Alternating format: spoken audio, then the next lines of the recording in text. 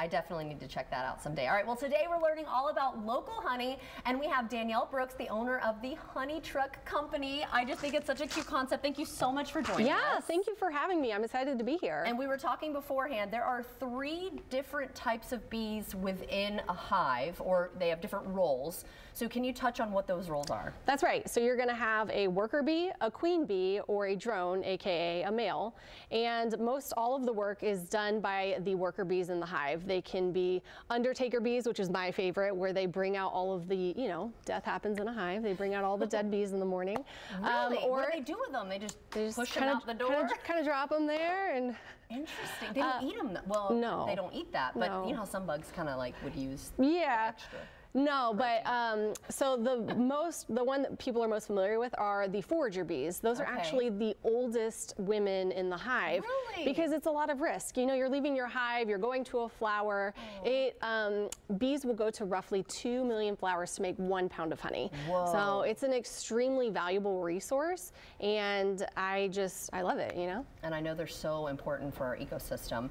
Okay, so talk about also how they make the honey. We know they go flower to flower. They collect the pollen on their legs, right? Right. They put it into a pollen basket, and then they will drink the nectar from the flower, and it goes into a special honey stomach.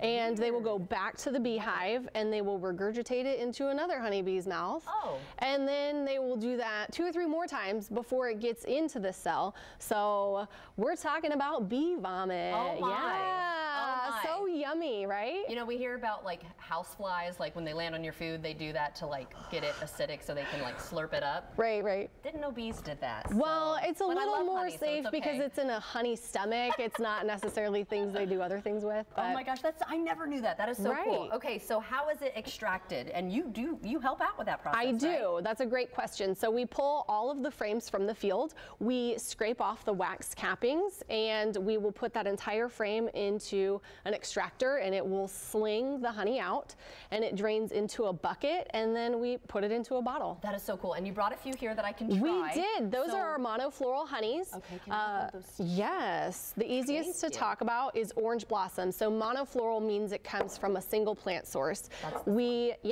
We're going to put our bees into an orange orchard just as those flowers are about to bloom. So that's how we know the bees are going to go to that resource and get orange blossom honey. Now that I know how it's made, though, I'm a little like, ugh.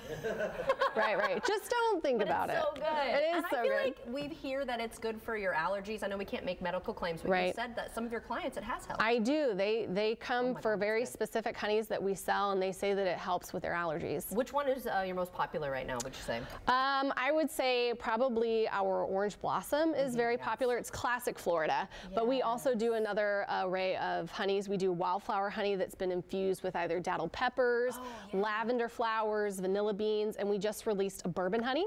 We partnered with the distillery on that, and so we actually dumped bourbon into the honey. Don't worry, it's safe for kids if you have them. There's not that much alcohol in there, but it goes great over some vanilla ice cream. Now, speaking of a cocktail, we're going to do a mocktail, but you could always add You something could. to it. I would add gin if we're going to do anything. Okay, so what are you making for us today? So we are making a mint lemonade, and I have already made a simple syrup with our honey. It's our gallberry honey. So a simple syrup, in case you're wondering, is equal parts honey and water. Okay. And you kind of just let the honey melt, and it makes a simple syrup. So we're putting in some lemon. We're gonna put in some mint. And then we're just gonna do, a little of our simple syrup here. And you already had water in there. We did. Some mint at the bottom as well. We did. Oh, and then, ice. we're gonna add some ice here. Oh my gosh, yum. The drink sounds so good. Yeah. And tell everyone else, but you told me a really cool thing about your daddle honey. That someone that's right. I'm glad you mentioned that. So our honeys were actually featured on the Today Show. That is so cool. Thank you. We are Southern Living's up and coming best of brand. And Hoda tasted it, and she just thought it was delicious, but a little spicy. We love Hoda. I'm going to try that one too. Yeah. I've been more into, as I've gotten older, the sweet and spicy thing. I've never really liked that before, but absolutely. I think spicy margaritas have really introduced people into that combo. Definitely. All right, so everybody has lemons. Generally, it's an easy recipe, and it's great for kids. Yeah, cheers. And you could add anything else you wanted to it. Oh my gosh. Refreshing. Thank you so much. How can people find your honey? You can find us at honeytruck.com. You can follow us on social media on Instagram and Facebook, Honey Truck Co. And we're actually going to be popping up at Wicked Barley for their anniversary party on Thursday. Awesome. Well, thank you so much for thank joining you for us. having This is me. so delicious and very refreshing. And we'll be right back. We are keeping